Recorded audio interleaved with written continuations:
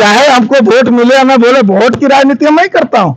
चोर को चोर, सच को सच, यही महेंद्र सिंह ने हम लोग को सिखाया है और इसके लिए हमें तीसरे में एक डिग्री कॉलेज होना चाहिए, धनवार में एक पॉलिटेक्निक कॉलेज होना चाहिए, धनवार में एक बीएड को हमको इस बार जिला बनाना है। की सरगर्मी तेज होते नजर आ रही है। धनवार विधानसभा में भी चुनाव दिलचस्प इस बार होने वाला है, क्योंकि एक तरफ से झारखंड मुक्ति मोर्चा ने निजामुद्दीन अंसारी को चुनाव मैदान में उतारा है, तो भाकपा माले की ओर से राजकुमार यादव चुनाव मैदान में है।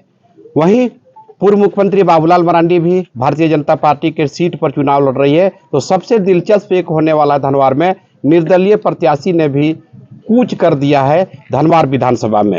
हालांकि इस जनसंपर्क अभियान के दौरान राजकुमार यादव कॉमरेड भाकपा माले के प्रत्याशी है, उनसे हम जानने की प्रयास करते हैं कि क्या इस बार धनवार का दशा होगा, धनवार की दिशा क्या होगी। पूर्व मुख्यमंत्री को एक बार हराए थे बाबूलाल मरांडी को, इस बार वो हरा पाते हैं या फिर क्या रणनीति तय कर रहे हैं, सीधे उनसे जानने का प्रयास करते हैं। विधायक जी, जनसंपर्क अभियान काफी तेज हो चुका है, सभी लोग अब जनता के बीच में जाने लगे हैं, क्या रुझाने मिल रही है? सबसे पहले तो है कि आपके चैनल को बहुत बहुत बधाई हो। आज आप देख रहे हैं कि हम अभी जनसंपर्क अभियान में ही आपके कोदवठिया में थे और आपके लोग पहुंचे। जिस तरह से अपार जन समर्थन मिल रहा है, और जब हम 24 तारीख को नामांकन कराए थे अनुमंडल में, उसी दिन जनता ने तय कर दिया है कि इस बार धनवार विधानसभा का बदलाव तय है और अगला विधायक राजकुमार यादव होगा, भाकपा माले का होगा।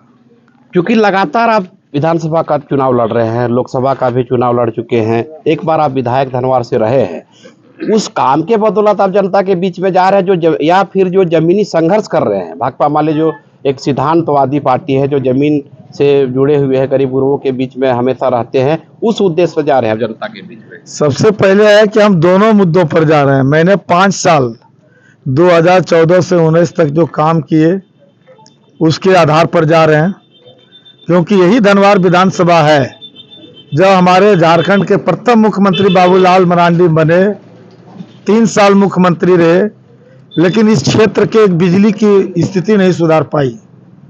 रविंदर राय 2 बार मंत्री रहे, बिजली में कोई सुधार नहीं कर पाए।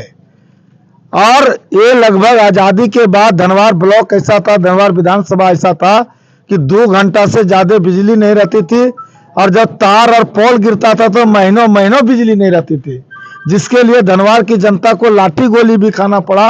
आज भी धनवार बाजार के लोगों पर बिजली का मुकदमा चल रहा है। उस लड़ाई को मैंने ही नेतृत्व किया था।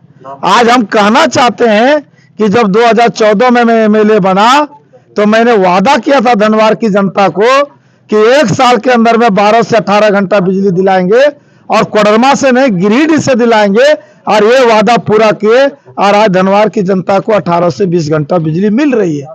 इसी बिजली को सुधार करने के लिए मैंने पावर ग्रिड लाया, जो गद्दर में बन के 139 करोड़ का तैयार है। लेकिन बाबूलाल मरांडी हो चाहे सांसद महोदया हो, 5 साल में इन्होंने 18 किलोमीटर फॉरेस्ट का एनओसी तक नहीं दिला पाया, जिसके चलते वो चालू नहीं पाया। लेकिन राजकुमार यादव बोल रहा है कि इस बार फिर चुनाव जीतेंगे, 3 महीना के अंदर में पावर ग्रिड चालू होगा और पूरे धनवार विधानसभा को 24 के 24 घंटा बिजली मिलेगी। पूर्व मुख्यमंत्री बाबूलाल जी कह रहे हैं कि तीसरी दुनिया के नाम से जाना जाता था जहां हम रहते हैं, अब वो दूसरी दुनिया कहलाने लगा है।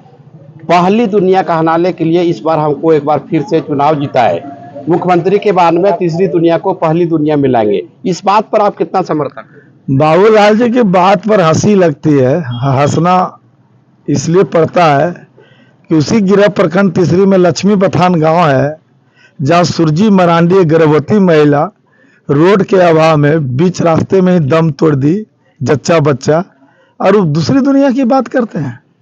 वही बाबूलाल मरांडी है जो अपना गांव को चकाचक आने के लिए पीडब्ल्यूडी रोड में चलते हैं, और वही बेलवाना से लेकर के कोदे बाग से लेकर के मनसाडी तक का रोड इतना खराब है जो चलने लायक नहीं है। वही तीसरी दुनिया है कि आपके यही जहान से लेकर के आपके जो है सो खरखरी तक आज जो सो रोड नहीं है।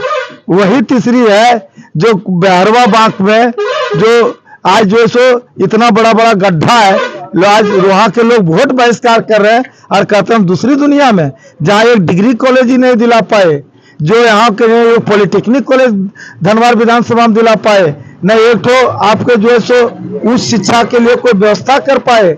आज जो है सो आपके तीसरी ब्लॉक में एक डॉक्टर नहीं है, गाँव में एक डॉक्टर नहीं है, यहाँ अनुमंडल बन गया, धनबाद में इतना बड़ा हॉस्पिटल अनुमंडल हॉस्पिटल बन गया, एक डॉक्टर नहीं है, पद का सृजन नहीं हुआ, करोड़ों का हॉस्पिटल बना दिया ठेकेदारों के लिए।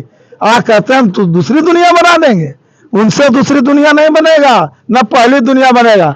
यदि दूसरी दुनिया बनाएगा तो राजकुमार यादव है, वो भाकपा माले है। निजामुद्दीन अंसारी को झारखंड मुक्ति मोर्चा ने चुनाव मैदान में उतारा है। गठबंधन धनबाद विधानसभा में नहीं है, बाकी 3 सीट पर गठबंधन चुनाव लड़ रही है। इस बार क्या लगता है कि वो गठबंधन टूटना धनबाद के लिए, गठबंधन के लिए हानि है या फिर भाकपा माले के लिए? सबसे पहले कि यहाँ धनबाद में गठबंधन था काम, 2024 के लोकसभा अपवाद को छोड़ दिया जाए, नरेंद्र मोदी और भाजपा को रोकने के लिए 2024 में कोडरमा लोकसभा में 1 सीट हमको दिया गया। लेकिन गठबंधन का क्या हालात रहा, हम जब अकेले लड़ते थे 1 लाख या कभी 46,000 से हारते थे। इस बार गठबंधन में जो हमारा विनोद जी के मिला, तो गठबंधन वाले ने तो इतना हालात खराब कर दिया कि हम 4.25 लाख से हार गए। इसलिए निजामुद्दीन जी की बात क्या करते हैं, निजामुद्दीन जी तो शुरू से ही, आप 2000 से लेकर के 2019 तक निजामुद्दीन जी तो जेएमएम के कैंडिडेट के बतौर रहे हैं। एक बार 2014 में उनका नॉमिनेशन रद्द हुआ तो निर्दलीय कैंडिडेट के रूप में जेएमएम के समर्थन से 2014 में भी उम्मीदवार थे। उसके बाद भी हम बाबूलाल को हम 11,000 वोट से हराए थे। इसलिए हमको इस गठबंधन ये सब पर कोई फर्क नहीं पड़ने वाला है। हमारा गठबंधन यहाँ के किसानों से, यहाँ के मजदूरों से, यहाँ के छात्रों से, इन नौजवानों के और यहाँ के धनबाद की जनता के साथ मेरा गठबंधन है। और इस बार राजकुमार यादव माले चुनाव नहीं लड़ रहा है, इस बार हमारा नौजवान चुनाव लड़ रहा है, यहाँ के किसान चुनाव लड़ रहा है। क्योंकि राजकुमार यादव ने हमेशा जनता के लिए 365 दिन 24 घंटा हमेशा धनबाद की जनता के लिए तत्पर रहे। चाहे वो अंशु बनवाल, चंदन बनवाल की हत्या कर दिया जाता है, और जब वो अंशु बनवाल, चंदन बनवाल को 29 दिन के बाद कोई लाश खोज के लाने का काम किया तो राजकुमार यादव किया। जब ऋषि कुमार 6 वर्ष के बच्चा को मार के माने छिपा दिया जाता, उस लाश को खोजा तो राजकुमार यादव ने खोजा। आपके सोनू रविदास को गांव में मार करके नदी में गाड़ दिया जाता है, पुलिस पर दबाव दे करके वो भी आदमी को लाश खोजने का काम किया तो राजकुमार यादव ने। अभी डोरंडा दासेडी में प्रेम कुमार यादव जो 14 साल का बच्चा है, 3 महीना गायब होने हुआ। क्या भाजपा के लोगों ने उस परिवार से कोई सुधि लिया? आज तो वो बच्चा खोज के नहीं निकला। फिर चुनाव के बाद में भी वो प्रेम कुमार को खोज के निकालेगा तो वो राजकुमार यादव ही निकालेगा।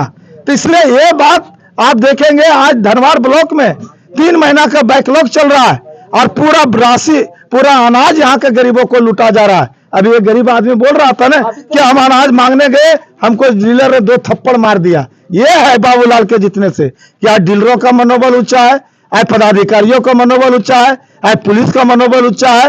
यदि एक बालू की गाड़ी लाता है, उसे पकड़ के 10,000 वसूला जा रहा है, दाखिल खारिज में पैसा लिया जा रहा है, रसीद काटने में पैसा लिया जा रहा है, ऑनलाइन करने में पैसा लिया जा रहा है, बिना मरने के बाद मृत्यु के लिए भी पैसा लिया जा रहा है कि मृत्यु प्रमाण पत्र दिया जाए।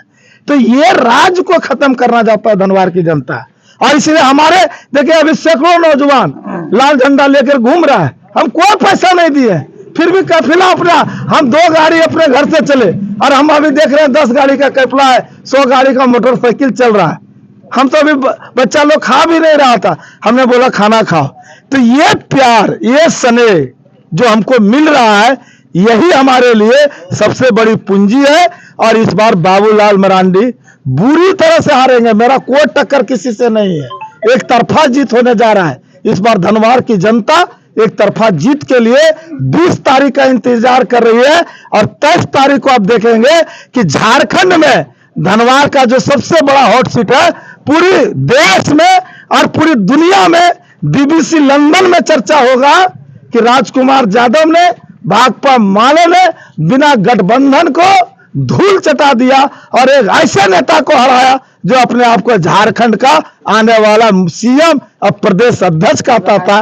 जनता ने उसको खारिज कर दिया। हॉट सीट धनवार को आप कैसे मान रहे हैं? बाबूलाल जी के आने से या फिर समाज सेवी निरंजन राय के आने से धनवार हॉट सीट मान? निरंजन राय कोई समाज सेवी नहीं, पहले वो ठेकेदार हैं।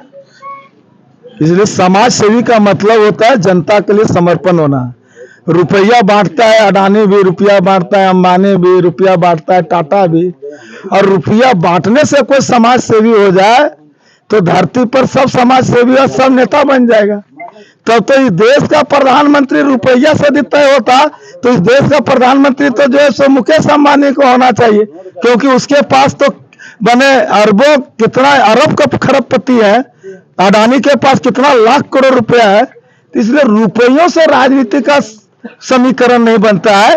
राजनीति जनता के सेवा के लिए है, राजनीति मुद्दों के लिए है, राजनीति सुख दुख के लिए है, इसके लिए राजनीति है।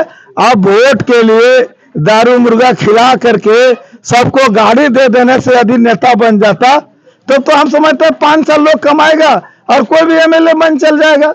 इसलिए भैया पैसा से कुछ नहीं हो रहा है। जनता बहुत समझदार हो गई और चालाक हो गई है, एक एक चीज पर नजर रख रही है। वो रुपया कहाँ से आ रहा है, वो रुपया कहाँ जा रहा है, इसलिए देखेंगे। अभी कुछ लोग बता रहे थे कि एक आदमी बीजेपी को पैसा बांट रहा था, एक आदमी जेबीएम के भी ये निरंजन जी के पैसा बांट रहे थे और 2 झंडा रख लेता, इधर जाता था उधर पैसा लेता था, उधर आता था इधर पैसा लेता था। इसलिए ये राजनीति नहीं है, राजनीतिक सीधा लड़ाई भाकपा माले का बाबूलाल के साथ है और बाबूलाल हारेगा। अच्छा, एक बात और बता दीजिए, लगातार आप जो है सो धनवार की दशा को लेकर के बोले, लेकिन अभी तक दोहरा हत्याकांड का खुलासा नहीं हो पाया। किसकी नाकामी है इसमें? इसमें पूरी पुलिस की नाकामी है और इसमें कहिए कि सरकार का भी संरक्षण प्राप्त है। लेकिन इस बार मैं चुनाव जीतूंगा, जो भी अपराधी है सजा होगा, विधानसभा में गरजेंगे, इसके लिए एसआईटी बनाएंगे। चाहे हमको वोट मिले या ना बोले, वोट की राजनीति मैं करता हूं। चोर को चोर, सच को सोच, यही महेंद्र सिंह ने हम लोग को सिखाया है और इसके लिए मैं परवाह नहीं करता हूं। एक चीज और बता दीजिए, पिछले साल जो 2014 में आप चुनाव जीते थे, 5 साल विधायक रहे, क्या उसमें कमी रह गई, क्या मलाल रह गया जो 2024 में आप करेंगे? मेरा 3 मुद्दा का मलाल रह गया। एक है कि गांवा तीसरे में एक डिग्री कॉलेज होना चाहिए, धनवार में एक पॉलिटेक्निक कॉलेज होना चाहिए, धनवार में एक बीएड कॉलेज होना चाहिए और एक कोल्ड स्टोर हमारा विधानसभा में होना चाहिए। क्योंकि हमारा किसान सब्जी उपजाता है, आलू उपजाता है तो औने पौने दाम भी बिक जाता है। अभी हमारा देखिए आलू होगा 4 महीना के बाद, 3 महीना के बाद हमारा 8 से 10 रुपए किलो आलू ले लेगा व्यापारी, और फिर वही आलू 6 महीना का हम अभी खरीद रहे हैं 35 रुपए 36 रुपए किलो।